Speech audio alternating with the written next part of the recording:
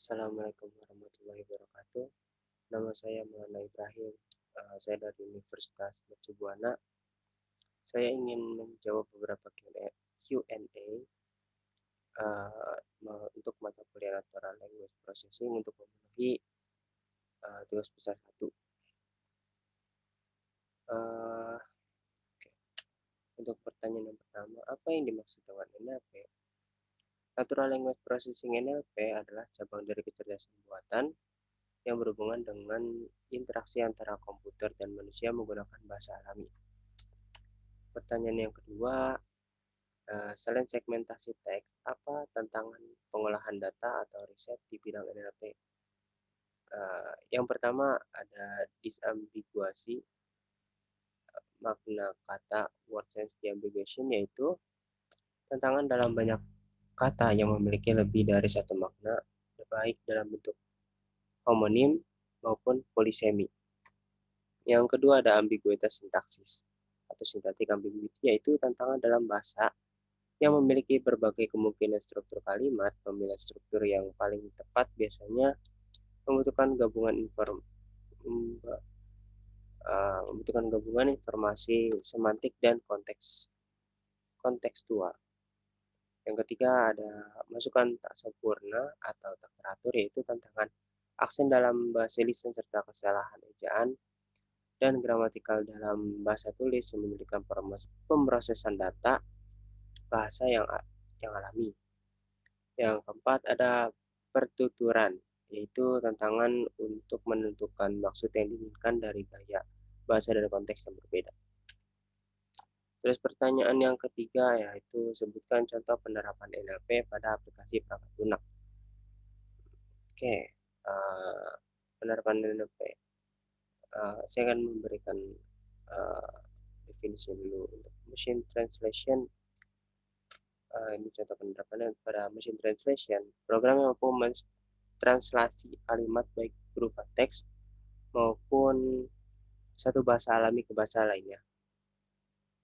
Contoh penerapan NLP pada perangkat lunak yaitu yang pertama ada aplikasi terjemahan bahasa seperti Google Translate, yang kedua aplikasi pengolahan kata seperti Microsoft Word dan Grammarly yang menggunakan NLP untuk memeriksa keakuratan tata bahasa teks.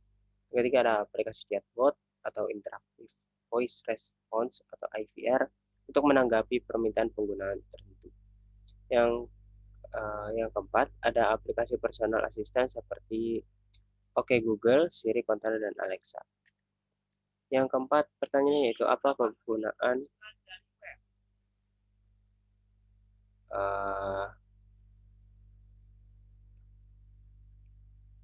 yang keempat yaitu apa kegunaan library NLTK dan Sastrawi.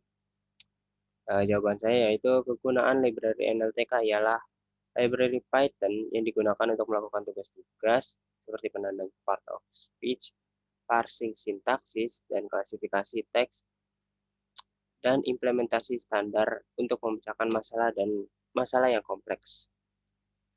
Yang kedua ada kegunaan Sastrawi ialah library sederhana yang dapat mengubah kata beribuan bahasa Indonesia menjadi bentuk dasarnya. Pertanyaan kelima yaitu apa tujuan scaffolding?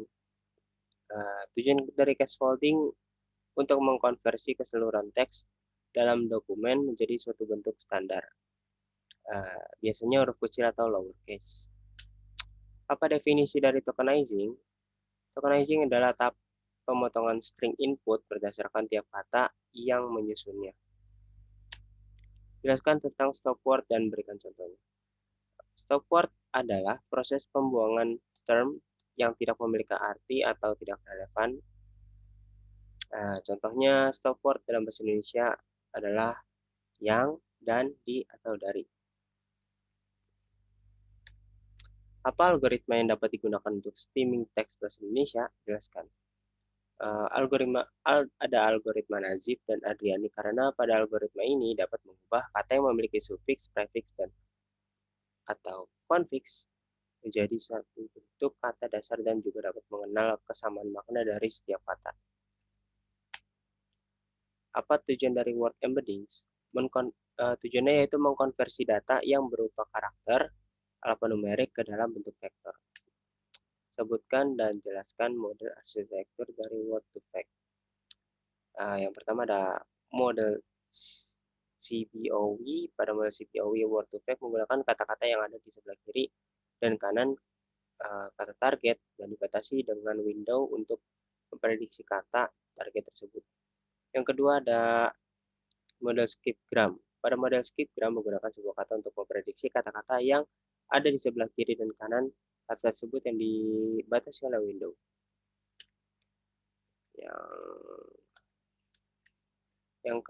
Pertanyaan yang ke-11. Apa definisi dari back of word? Definisi dari back of word adalah strategi feature engineering tradisional untuk data tekstual yang populer digunakan. Jelaskan mengenai metode atau algoritma fast text.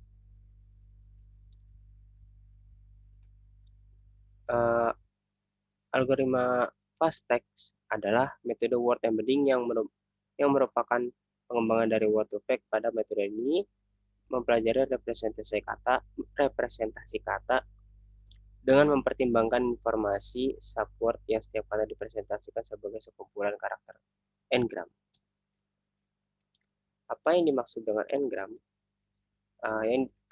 Definisi dari n-gram merupakan salah satu proses yang secara luas digunakan dalam text mining atau pengolahan teks dan pengolahan bahasa. Secara n-gram merupakan sekumpulan kata yang diberikan dalam sebuah paragraf, dan ketika menghitung n-gram biasanya dilakukan dengan menggerakkan satu kata maju ke depan, meskipun dalam prosesnya terdapat satu proses di mana kata yang dimajukan sejumlah beberapa kata.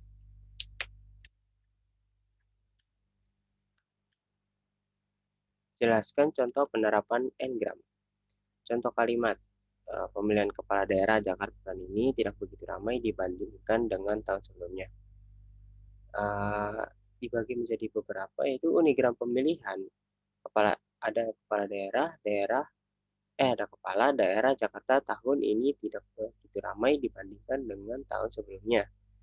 Untuk bigram pemilihannya ada kepala daerah Jakarta tahun ini tidak begitu ramai dibandingkan dengan tahun dan tahun sebelumnya. Untuk trigram pemilihannya ada kepala daerah Jakarta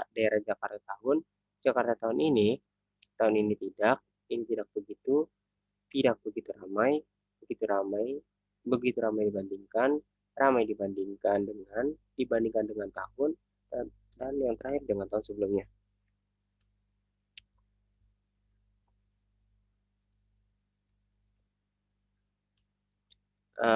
Pertanyaan ke-15 yaitu jelaskan definisi dari smoothing. Smoothing merupakan sebuah teknik yang dapat digunakan agar model bahasa tidak memberikan probabilitas nol. Untuk peristiwa yang tak terlihat ini adalah melakukan subsidi silang probabilitas. Pendekatan ini dinamakan smoothing atau memperlancar, atau discounting atau pengurangan diantaranya mencakup add 1, add k, stupid backoff, dan Kaiser-Ney. Jelaskan mengenai Laplace smoothing.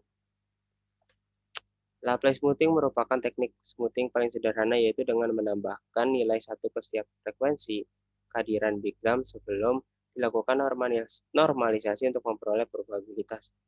Dan juga merupakan suatu cara untuk menangani nilai probabilitas 0 dari sekian banyak data training set. Pada setiap perhitungan datanya tambah 1 dan tidak akan membuat perbedaan yang berarti pada estimasi probabilitas, sehingga bisa menghindari kasus nilai probabilitas 0. Apa yang dimaksud dengan probabilitas backoff dan interpolasi? Yang pertama, untuk backoff menggunakan trigram jika fakta tersedia. Jika tidak, maka menggunakan bigram. Jika tidak ada fakta juga, maka memanfaatkan unigram. Kita hanya melakukan backoff ke n-gram order lebih rendah jika ditemukan frekuensi 0 pada n-gram order lebih tinggi.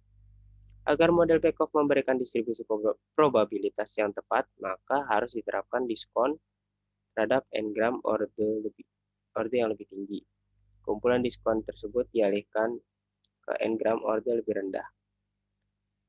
Uh, untuk interpolasi sangat berbeda. Kita harus menggabungkan probabilitas dari semua n-gram memberikan bobot dan mengkombinasikan frekuensi trigram, bigram, dan unigram. Jelaskan mengapa Kniserney smoothing memiliki kinerja yang baik.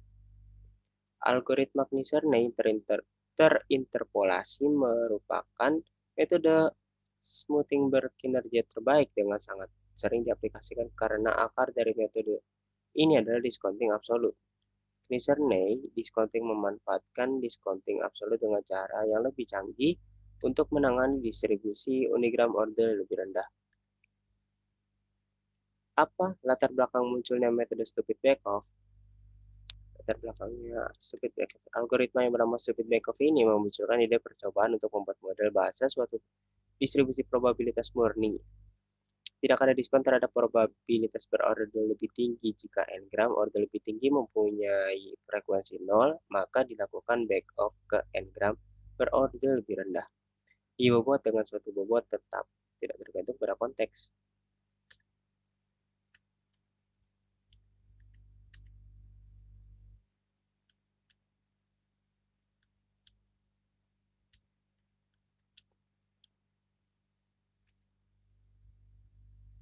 Untuk pertanyaan terakhir, apa dasar pemikiran dari metode good Turing smoothing? Jawabannya itu pemikiran dasar dari good Turing smoothing adalah memanfaatkan count atau frekuensi sesuatu yang telah dilihat sekali untuk membantu mengestimasi frekuensi dari sesuatu yang belum pernah terlihat. Oke, untuk itu saja yang telah saya menjawab Q&A tersebut.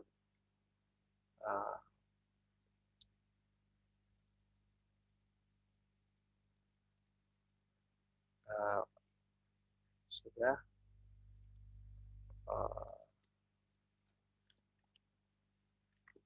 Ini saya ganti dulu karena saya belum ganti.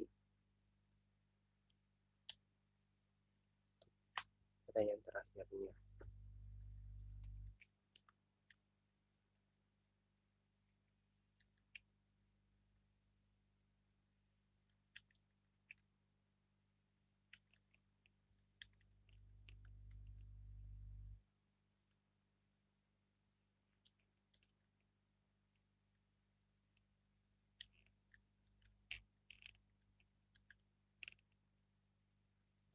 Oke, sudah. Ya, terima kasih telah